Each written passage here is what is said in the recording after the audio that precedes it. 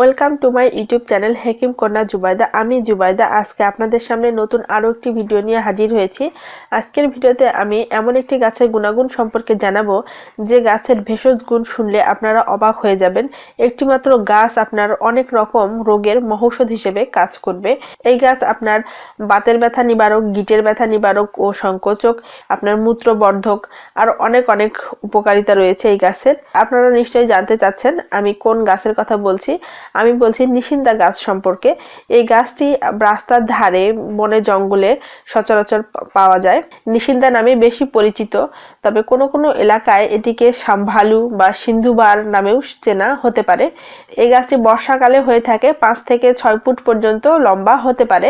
নিশিন্দা গাছ দু রকমের হয়, একটি সাদা নিশিন্দা আর একটি হচ্ছে নীল নিশিন্দা গাছ। নীল নিশিন্দা গাছের ফুল হয় নীল বা নীলাভ বেগুনি রঙের, আর সাদা নিশিন্দা গাছের ফুল হয় সাদা।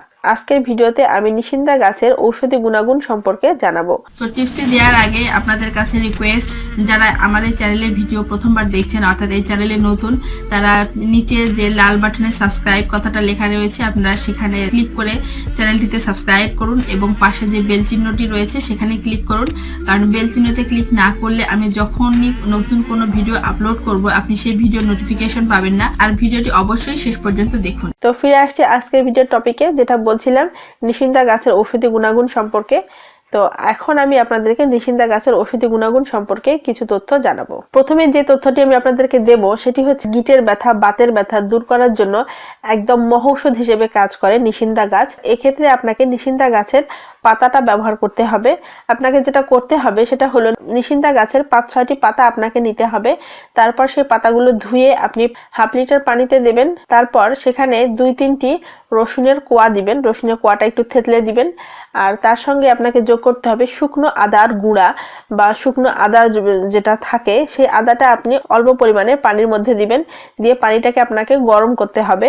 হাফ লিটার পানিটা গরম করে যতক্ষণ অর্ধেক হয়ে না আসে ততক্ষণ পর্যন্ত আপনাকে অপেক্ষা করতে হবে। অর্থাৎ হাফ লিটার পানি যখন অর্ধেক হয়ে আসবে তখন সেই পানিটা আপনাকে ছেঁকে নিতে হবে। তারপর এর তাপমাত্রা কিছুটা কমে গেলে আপনার বাতের ব্যথা বা গিটের ব্যথা যেসব স্থানে হচ্ছে, হাতে, পায়ে, কোমরে বা অন্য যে কোনো স্থানে, সেই স্থানে আপনাকে আস্তে আস্তে করে এই পানিটা ঢালতে হবে। অর্থাৎ ব্যথার স্থানে এই পানিটা আপনাকে ঢালতে হবে। আর তার সঙ্গে আমি একটা মেডিসিনের নাম আপনাদেরকে জানিয়ে দিচ্ছি। আপনারা যে কোনো আয়ুর্বেদিক স্টোর যেমন মৌভাষা কিংবা হামদর্দ কিংবা সাধনা যে কোনো স্টোর থেকে আপনারা ওষুধটি কিনে নেবেন। ওষুধটার নাম হচ্ছে বাতগজাংকুশ।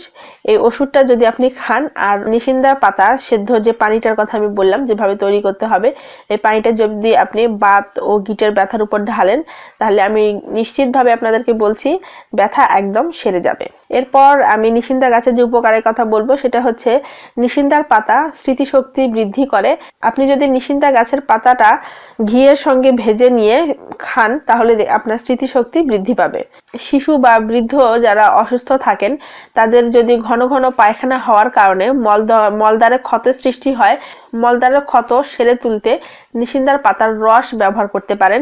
এক্ষেত্রে নিশিন্দার কয়েকটি পাতা আপনাকে নিয়ে রস করতে হবে, আর সেই রস প্রতিদিন 3-4 বার যদি লাগানো যায় মলদ্বারে তাহলে 2-3 দিনের মধ্যেই দেখবেন যে ক্ষত একদম সেরে গিয়েছে। শরীরে কোথাও যদি ফোড়া দেখা দেয় সেই ফোড়ার ব্যথা কমানোর জন্য এবং ফোড়া দ্রুত ফাটিয়ে রস বের করে ফেলার জন্য আপনি নিশিন্দার পাতা ব্যবহার করতে পারেন। নিশিন্দার পাতার রস আপনাকে তিলের যে তৈল হয় তার সঙ্গে মিশিয়ে ফোড়ার উপরে লাগিয়ে রাখতে হবে। এভাবে যদি আপনি কয়েকবার লাগান তাহলে দেখবেন যে ফোড়া দ্রুত ফেটে যাবে এবং সহজেই ভালো হয়ে যাবে। এছাড়া নিশিন্দার পাতার রস যদি আপনি তেলের মতো মাথায় ব্যবহার করেন তাহলে মাথার খুশকি ভালো হয় এবং অকালে যদি কারো টাক পড়ার সমস্যা থাকে সেই সমস্যা দূর হয়ে যায়, অর্থাৎ মাথায় নতুন চুল গজায়। নিশিন্দার তেল ব্যবহার করলে চুলকানি দূর করা যায়। অর্থাৎ যদি আপনার শরীরে চুলকানি হয় তাহলে নিশিন্দার পাতা থেকে তেল তৈরি করা যায়। এই তেল যদি আপনি ব্যবহার করেন আপনার চুলকানি একদম সেরে যাবে। শরীরে কোনো স্থান যদি হঠাৎ করে ফুলে যায় অ্যালার্জির কারণে কিংবা অন্য যে কোনো কারণে যদি ফুলে যায় তাহলে সেখানে নিশিন্দার পাতা সামান্য ভেজে ফোলা জায়গায় ন্যাকড়া দিয়ে বেঁধে রাখলে ফোলা একদম কমে যায়।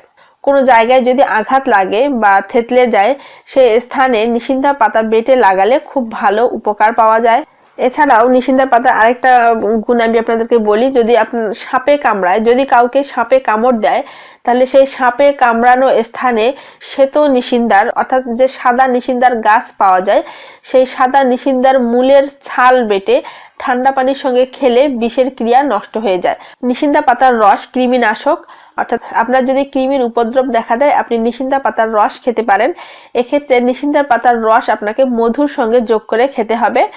আপনি যদি এভাবে কয়েকদিন খান তাহলে কৃমি একদম উপশম হয়ে যাবে। দেহের কোনো জায়গায় যদি আভ বা টিউমার হচ্ছে এরকমটা দেখা যায়, তাহলে এই নিশিন্দার পাতা বেটে গরম করে একদিন অন্তর অন্তর আপনার সেই আভ বা টিউমারের স্থানে লাগাবেন, তাহলে দেখবেন কিছুদিনের মধ্যেই সেটি অদৃশ্য হয়ে যাবে।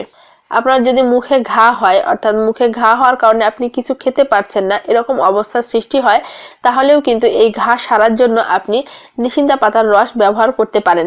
এক্ষেত্রে নিশিন্দা পাতার রস আপনাকে ঘি দিয়ে গরম করতে হবে। গরম করে নিয়ে সেই পানিটি দিনে ও রাতে 2 বার আপনাকে জিভায় যে সকল স্থানে ঘা দেখা দিয়েছে সেসব স্থানে লাগাতে হবে। আপনি যদি এভাবে প্রতিদিন করেন দেখবেন কয়েকদিনের মধ্যে আপনার জিহ্বার ঘা একদম চলে যাবে।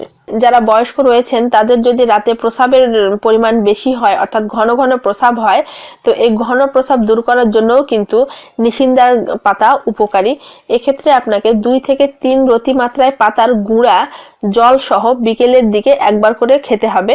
আপনি যদি এভাবে কয়েকদিন খান তাহলে দেখবেন যে উপকার হবে, অর্থাৎ আপনার প্রস্রাবের মাত্রা কমে আসবে। তো এই হচ্ছে মোটামুটি নিশিন্দা গাছের ঔষধি গুণ।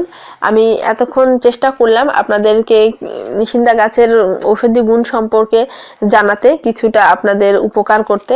তো আজকের ভিডিওতে এ পর্যন্তই। আমার ভিডিও যদি আপনাদের ভালো লেগে থাকে তো আপনারা অবশ্যই ভিডিওতে লাইক দিবেন, বিভিন্ন সোশ্যাল মিডিয়ায় শেয়ার করবেন, আর আপনাদের মূল্যবান মতামত কমেন্টসের মাধ্যমে অবশ্যই জানাবেন।